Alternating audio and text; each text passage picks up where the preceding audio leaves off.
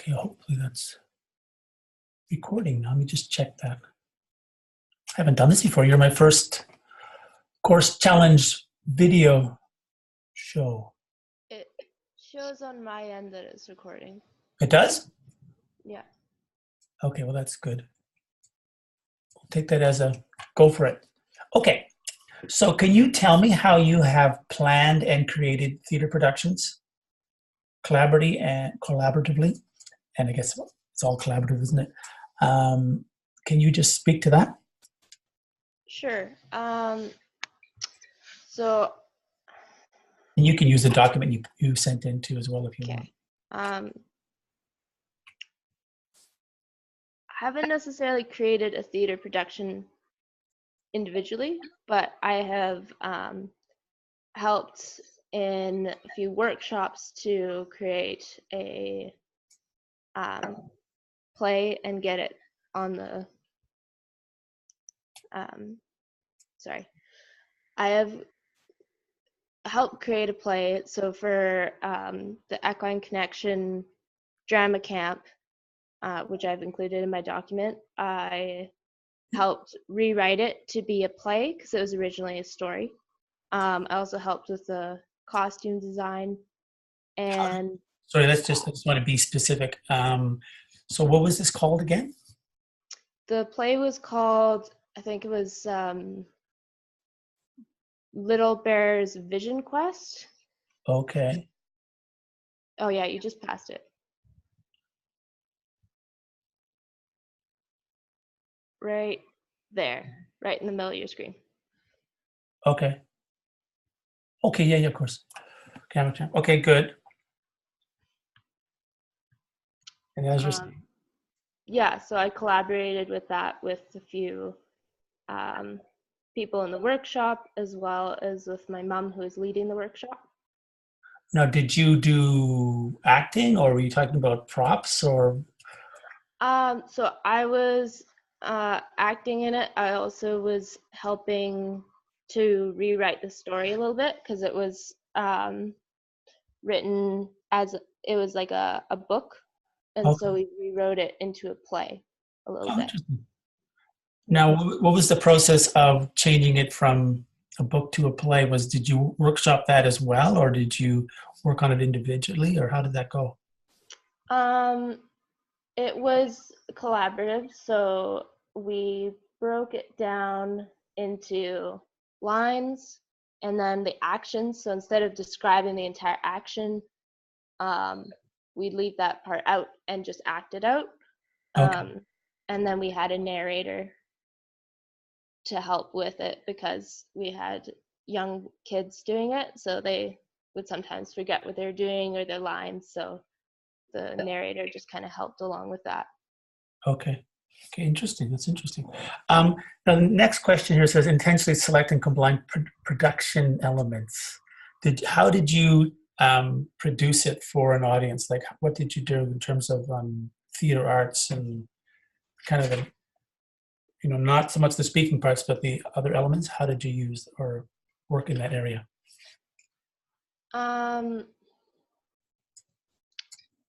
So I'm not really understanding the question. So you're meaning, so the question is, how did we make the production work for a specific audience? Yeah, like what was the, the theater arts elements? Like, how did you do the physical elements of presenting it? What elements were you involved in with that?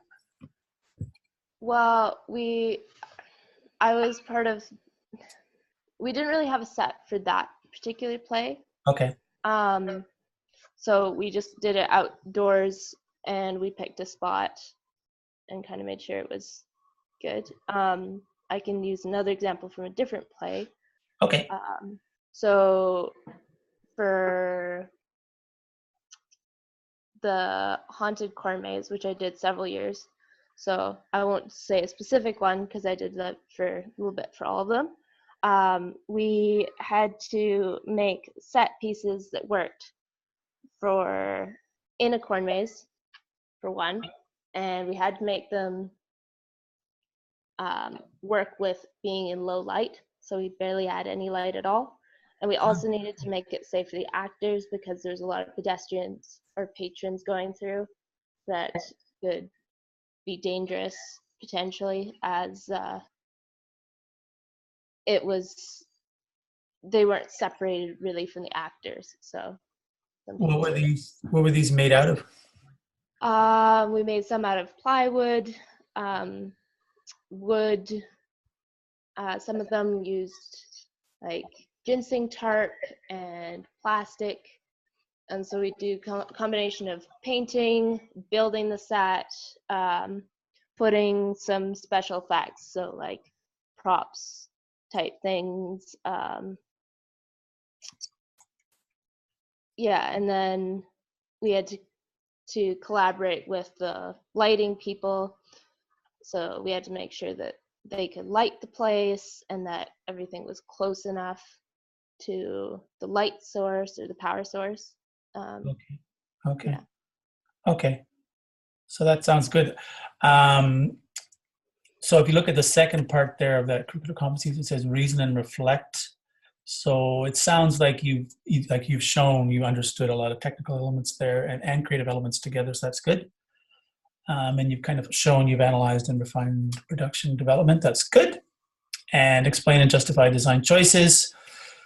Talking about a bit as well. So good. Now, next, let's slide down a bit here.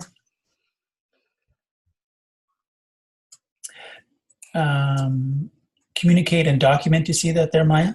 Yeah. See there, document, share, and respond to theater productions in a variety of contexts. So just in general, just give me, paint me a picture of all the contexts in which you've done theater production. Okay. So like all the roles I've done.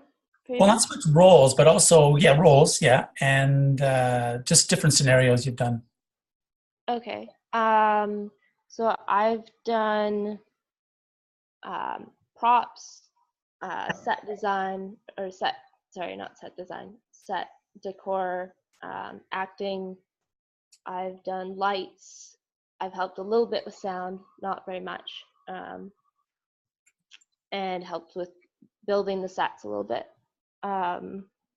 We've done different areas, so sometimes the theater or the production was outside, sometimes it was in a community theater, sometimes you had to move the set.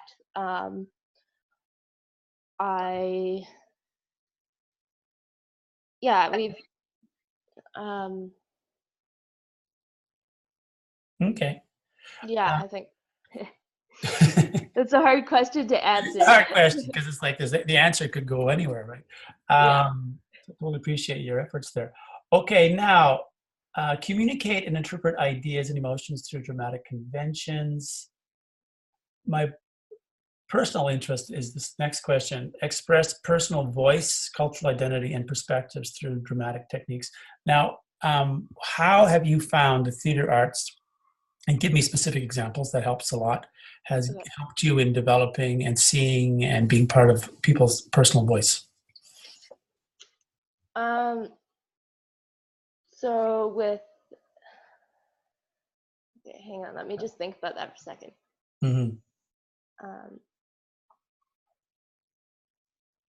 So with Flight, which I did this year, I learned how, because it was written by somebody I know, I learned how they put in their creative voice, but they also were telling a message on how to empower young women through this production. So through movement and through the story itself. I also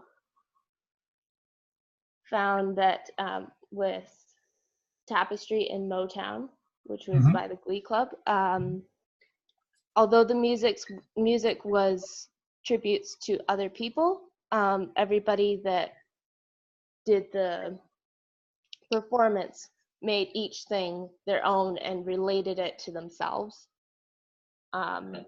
So the meaning behind a song was a lot more powerful than, let's say, they just sung it and carried on. I found a lot with watching the plays over the last several years that a lot of actors really connect with the stories, and that's why they get into the production. And by doing the production, they can actually help heal some like old wounds. So, for example, there was this play called Calendar Girls that I watched, and this woman had a husband who the character had a husband who had cancer. He died from it, and the actor related that to herself because she knew somebody who'd had cancer and had died from it. And so for her, that was a really big thing, and she found a way of healing that kind of grief from that. Yeah, yeah, totally. Yeah, it's a great example. Now, what about you personally? Like, what have you gotten out of your enrollment in theater arts, and how has that helped you develop your personal voice and your personal vision? Yeah, sorry. I think for me, it really helped me by seeing what other people talk about in their stories and how they choose to show them has Mm-hmm. helped me figure out a way of explaining my own story in a way that makes sense to other people. And Mm-hmm. also, um, it just gave me a lot more confidence that helps me to be brave enough to actually speak my own voice and use it, Mm-hmm. as well as hearing other people's voices and being able to understand those, which is very helpful. Yeah, being able to listen because you have a voice. I mean, it's hard to listen to people if you don't have a voice. So Mm-hmm. that's a great point. Okay, so that's good. So you kind of contacted a lot of different ideas there. Connect with others through theater production on a global scale. Now, so if you look at the bottom here, you're talking about production design. You've done a lot of that, eh? Yeah. Technical theater, implementation of production design elements. Yeah. Is there like a certain skill set that you're aware of now that you didn't have before? Like you can look at, if you walk into a play and Mm-hmm. it's not your play, can you just look at something and you can just decide, okay, what's going on there and what's not going on there? Can you pick that out now?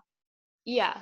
Yeah, definitely. Like having helped other people with lights and figuring out or watching my mom who does lots of set design and light design.